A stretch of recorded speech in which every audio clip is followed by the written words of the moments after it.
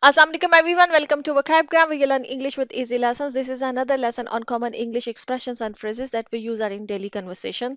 And these all are the requested ones. And if you have any particular request for any particular expression or phrase that you don't understand what that mean, kindly mention those expressions in comment sections. I will include them in next lesson and I will explain them. Okay.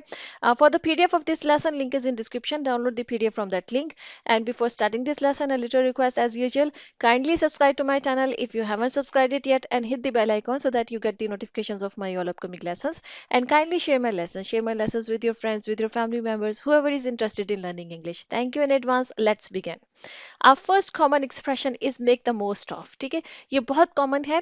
आप अक्सर जो है ना ये business जो मतलब business language में बहुत यूज होता है, मतलब ऑफिशियल्स में जब आप किसी ऑफिस वगैरह में यूज करते हैं, ऑफिस वगैरह में काम कर रहे हैं, वहां पर बहुत यूज होता है. लेकिन कॉमनली भी बहुत यूज होता है जब कॉमनली लोग आपस में एक दूसरे के साथ बात कर रहे हो. इसका मतलब क्या होता है? To take full advantage of something. ठीक है, किसी चीज का पूरा फायदा उठाना जो होता है ना, उसके लिए यूज किया जाता है ये एक्सप्रेशन के मेक द मोस्ट ऑफ. ठीक है, जैसे कि ज्यादातर कॉमनली इसको टाइम के लिए बहुत यूज किया जाता है कि make the most of your time. ठीक है, कि अपने टाइम का ज्यादा से ज्यादा फायदा उठाओ. ठीक है, जैसे मैंने इसका एक और सेंटेंस बनाया है कि I want to make the most of my visit.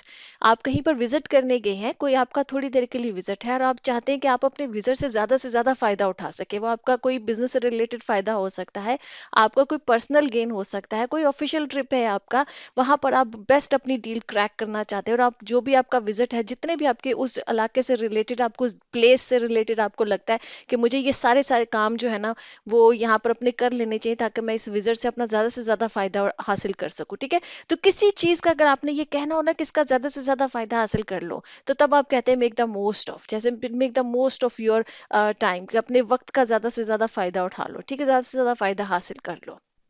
अच्छा जी, नेक्स्ट हमारी जो फ्रेज है वो है eat your head heart out. ठीक है, he eat your heart out, sorry sometimes I fumble.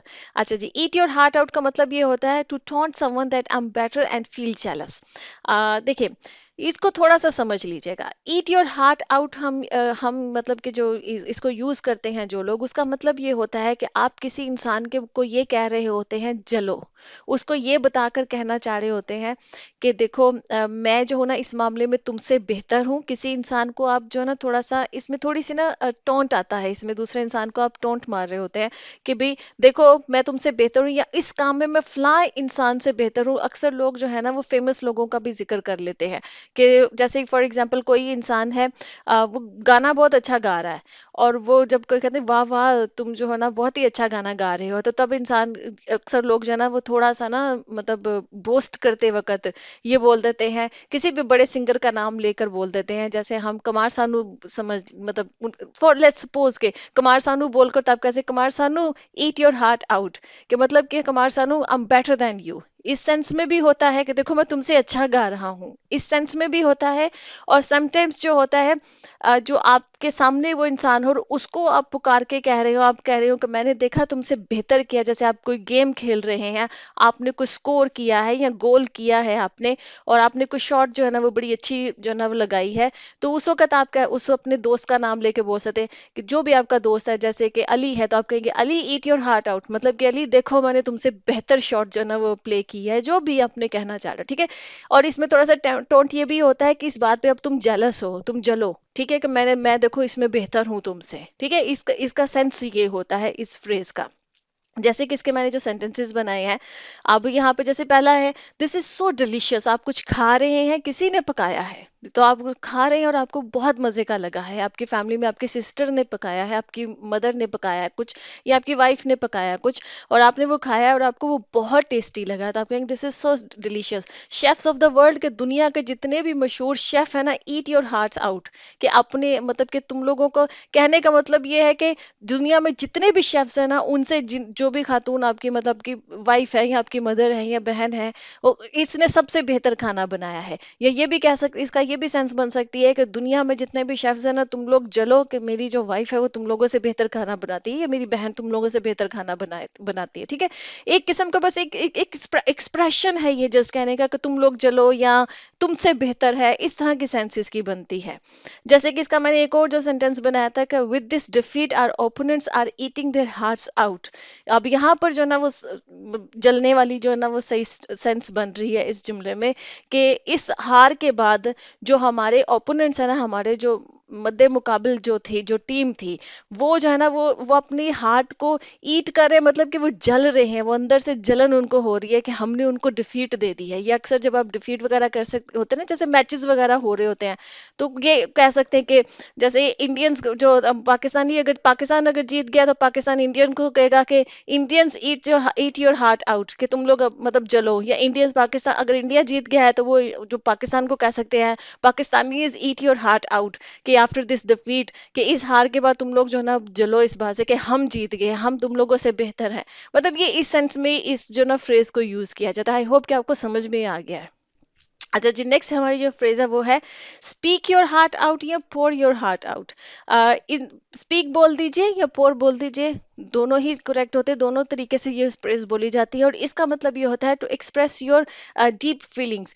आपके अंदर कोई बात है, आपके दिल में कोई बात है, वो आप किसी इंसान के सामने रख दें, उसको बोल दें, बता दें, तो इसका मतलब है कि you are speaking your heart out. ठीक है, कि आप अपने दिल की फीलिंग्स को, अपने दिल की बात को, और अच्छा ये सीक्रेट्स के मीनिंग में भी यूज हो जाता है, कि आपके अंदर कोई सीक्रेट छुपा हुआ है और वो सीक्रेट आपने किसी से शेयर कर दिया है ना, तो you poured your heart out. ठीक है, कि आपने अपना दिल जो है ना वो बाहर निकाल कर जो है ना वो रख दिया है। ठीक है, वो अपनी सीक्रेट फीलिंग्स हो सकती हैं, जो आपकी इमोशंस हो सकती है, कि किसी पर्टिकुलर सिचुएशन में आप क्या फील कर रहे हैं, but exactly you are feeling. ठीक है, वो आप अपने इमोशंस किसी के सामने शेयर कर दें, तो you are speaking your heart out. ठीक है, कि आप अब बता रहे हैं दुनिया को कि मतलब आप अपने दिल की बातें, जिसको कहते हैं दिल की बात कर देना, तो उसको कह सकते हैं कि पोर योर हार्ट आउट या स्पीक योर हार्ट आउट। ठीक है, जैसे कि इसको सेंटेंस में मैंने इस तरह से यूज किया कि she was so kind to me that I poured my heart out to हर।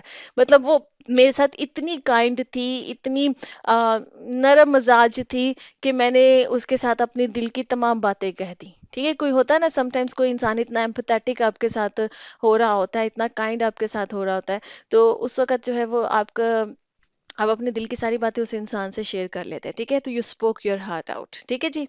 अच्छा जी, नेक्स्ट है जी work your heart out. Work your heart out जो होता है ना, इसका मतलब ये होता है टू पुट फुल एफर्ट। किसी चीज में आपने पूरी पूरी अपनी एफर्ट लगाई किसी काम को करने में, तो वहां पर होता है वर्क योर हार्ट आउट। जैसे I work my heart out on this project, कि मतलब मैंने इस प्रोजेक्ट पे अपनी पूरी दिलो जान से, अपनी पूरी मेहनत इस प्रोजेक्ट में लगाई है, मैंने अपना दिल इस प्रोजेक्ट में लगाया। कोई आपने काम किया और वो पूरी मेहनत से किया है, पूरे दिल से किया है, तो वहां पर आप कह सकते हैं कि आई work my heart out on this project. ठीक है, कि मैंने इस प्रोजेक्ट के ऊपर अपना पूरा दिल, अपना पूरा पूरी मतलब पूरी एफर्ट मैंने इस प्रोजेक्ट पे लगाई है। ठीक है जी।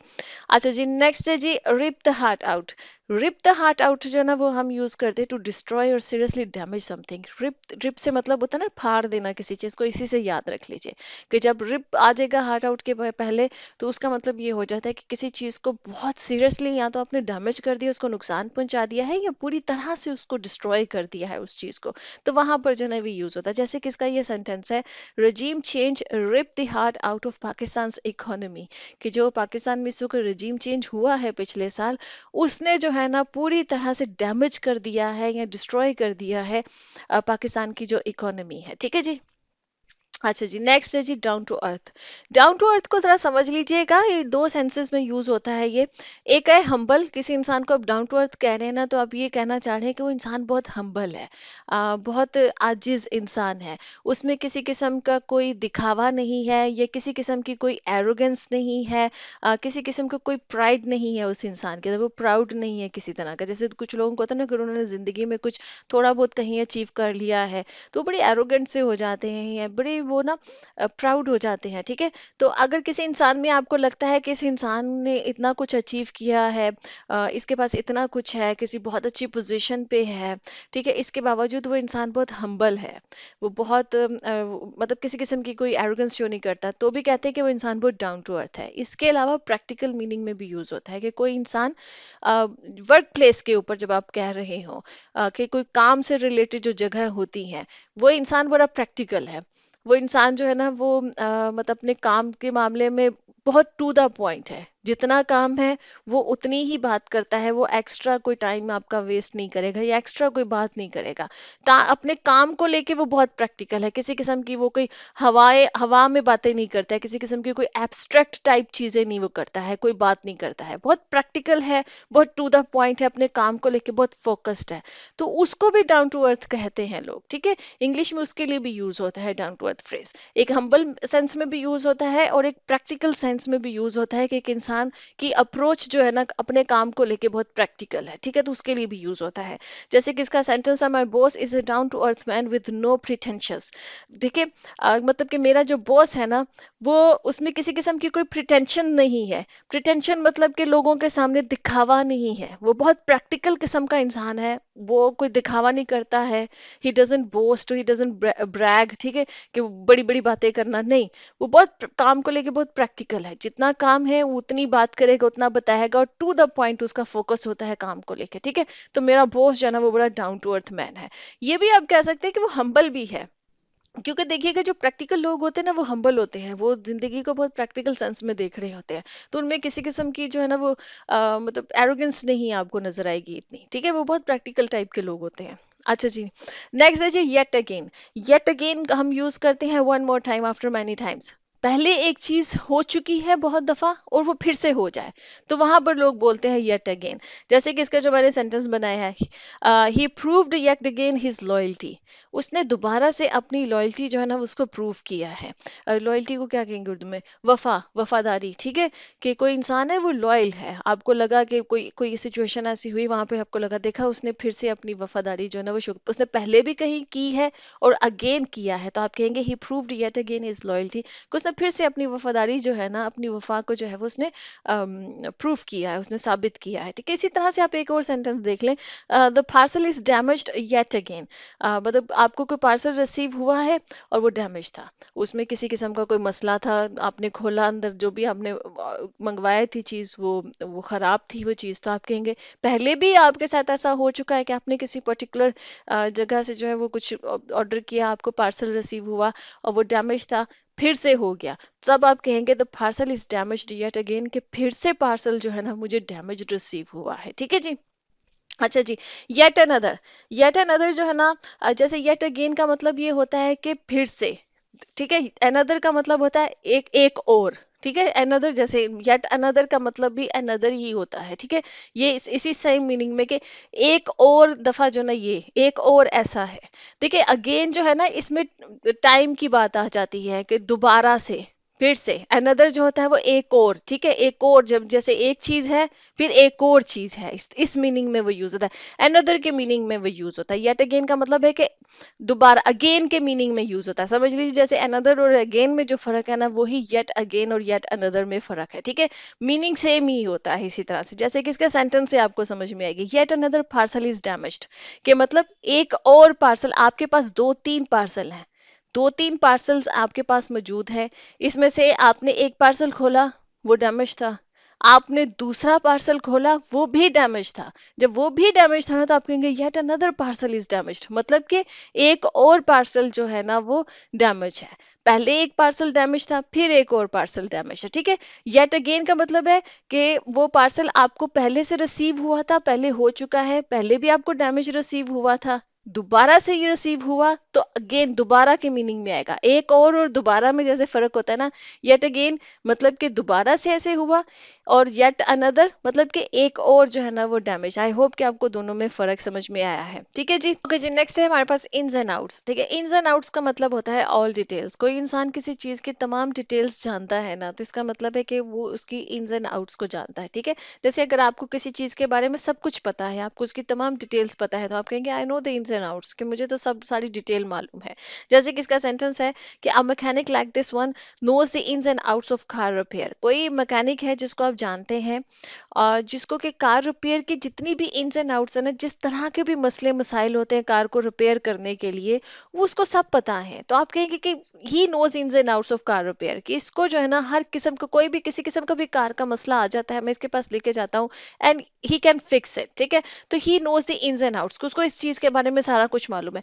जैसे अक्सर आप इस तरह से होता है ना कि फैमिली में कोई मामला हुआ, कोई भी मसला हुआ, कोई मामला हुआ, या फ्रेंड्स वगैरह में, और समटाइम्स आपको नहीं पता होता कि एक्चुअल में बात हुई क्या थी, कहाँ से मामला स्टार्ट हुआ, ये हुआ क्या। समटाइम्स कुछ कॉम्प्लिकेटेड किस्म के प्रॉब्लम्स आ जाते हैं फैमिली में या फ्रेंड्स वगैरह में, ठीक, फ्रेंड सर्कल में। कोई एक फैमिली मेंबर होता है या कोई एक दोस्त होता है जिसको सारी डिटेल पता होती है कि मसला क्या हुआ था, कहाँ से शुरू हुआ, कैसे हुआ और यहाँ तक कैसे पहुंचा, ठीक है। तो आप कहेंगे he knows the ins and outs या she knows the ins and outs, कि इसको सारी डिटेल्स पता है इस मैटर के बारे में, इस मामले के बारे में, ठीक है। तो जिस इंसान को सारी डिटेल्स पता होती है ना, तो वो इन्स एंड आउट्स को जानता है। अच्छा जी, नेक्स्ट है जी हमारे पास make up one's mind. Make up one's mind को हम यूज करते हैं कि मेक योर डिसीजन, ठीक है।